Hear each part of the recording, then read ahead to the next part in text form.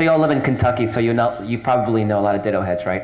And you know, the reason this book is really good, and I urge you guys to take a look into it, is because right now we all know George Bush is at 31%, but the danger we run into right now is that people think that was George Bush, he was incompetent, right? Republicans, though, it's just because George Bush screwed them up. And we got to make sure that people realize that the problem is not George Bush, that the problem is conservative ideology itself. So let's start turning some of these people around.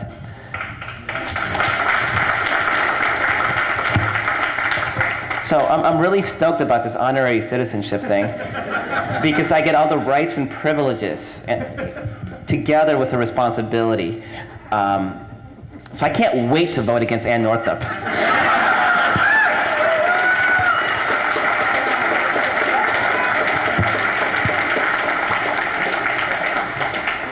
Republicans right now have so little going for them right now that literally they're tracking sales of Crashing the Gates. Every week, Matt Drudge posts on the book how horrible the book is doing, right? And so this is all they have going for them. So buy a liberal book, make a conservative cry.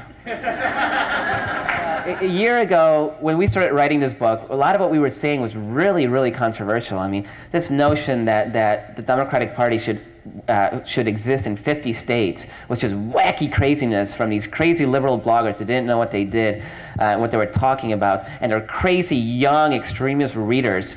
And I see that you're all young, but I don't know if I see a lot of extremists out here. So my worldview is kind of shaking a little bit right now.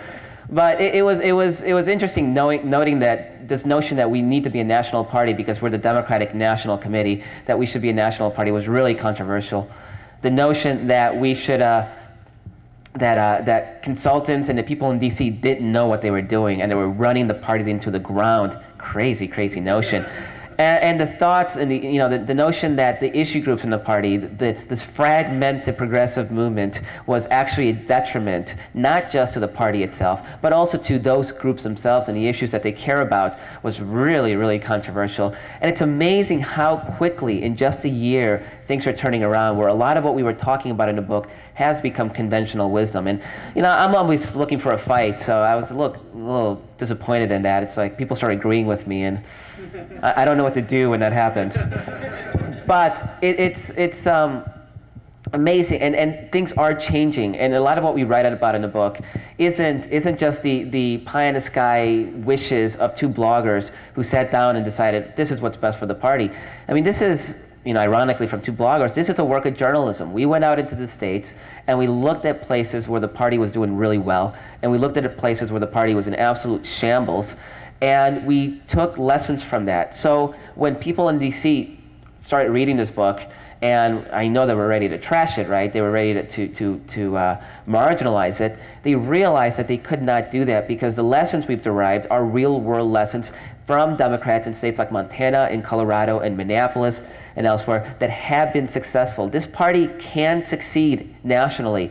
There's nothing in our values that is un-American, that is not in the mainstream. There's nothing out of the mainstream about wanting fairness and opportunity and investing in our people and investing in our country. There's nothing in that is un-American, that does not play with the American people. And we're seeing a new generation of Democrats arise in places like Montana and Virginia, where we're realizing that we need to stop talking about issues. We need to stop trying to appeal to people up here, because the Republicans have gotten really good at talking to their people and talking to the American people right here. And there's nothing wrong with that, because really, at the end of the day, people don't really want to know how you're going to vote on issues X, Y, and Z. They want to know, when an issue comes across your desk, what values drive your decision. That's it. So we're so fixated on, we'll spend $200 million for education and $400 million on transportation and $1 billion for healthcare and so on. We want to put pie charts up, and we want to appeal to people here. We want them to logically arrive at the conclusion that it's better to be a Democrat. But really, at the end of the day, if we talk about those issues, like Governor Schweitzer of Montana says, issues divide, values unite. So the question doesn't become then, oh, should we have two men holding hands walking down the street? But the issue becomes, if you believe in fairness, and if you believe in an America where everybody gets a fair shake and we don't discriminate, then logically, this is how I'm going to decide on the issue. And you may disagree on that conclusion, But the issue, the values that drive me are fairness, and people cannot disagree with that. And if George Bush taught us anything in 2004, it's that people will vote for you if they think that they may disagree individually on the issues, but they'll vote for you if they think that your values are right, if you have the right intentions. And I believe very firmly that Bush is at 31%, not because suddenly people started disagreeing with the issues. They've always disagreed with them. In 2004, before the election, his approval ratings were in the 40 percentile.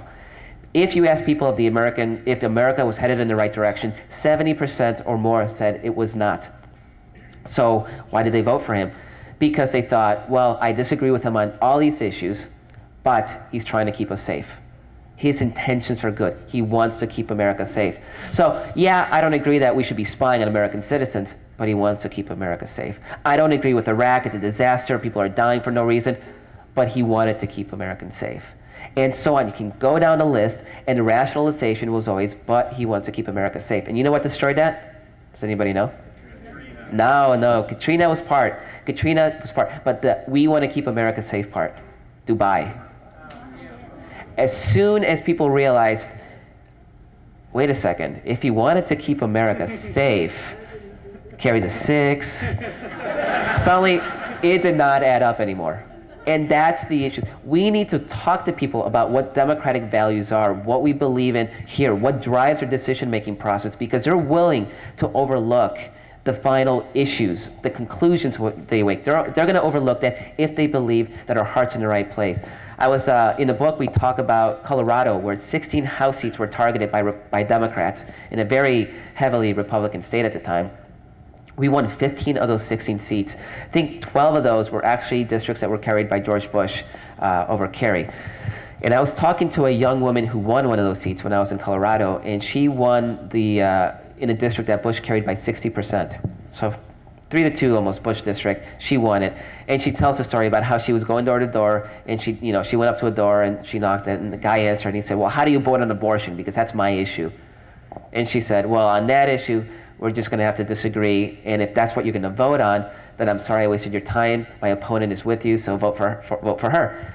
She turns around, and as she's walking down, he says, well, wait, what else you got? Now, contrast, and by the end of this conversation, he had a lawn sign up for her on his lawn, right next to the Bush sign.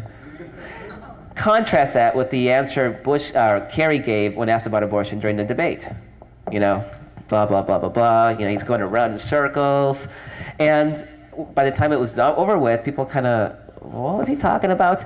And you know what that does? It sends a message that you are not secure in your convictions, that you're afraid of what people might think. You're afraid you might offend somebody. People used to say about Bobby Kennedy that you can measure his greatness by the number of enemies he had. But we as a party, thanks to the consultants and thanks to the media, are afraid to offend people. That's seen as a bad thing.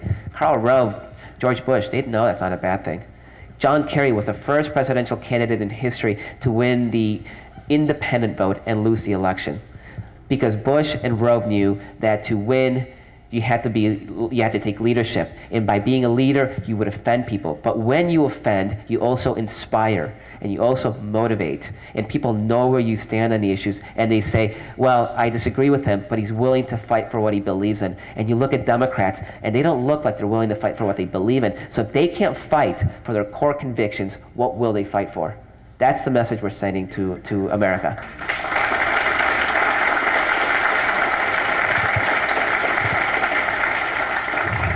So people say, well, we're going to make big gains in 2006, and I mean, Republicans are really trying to help us win this one, right? They want us to win desperately. They're like, here's our majority leader. He's corrupt.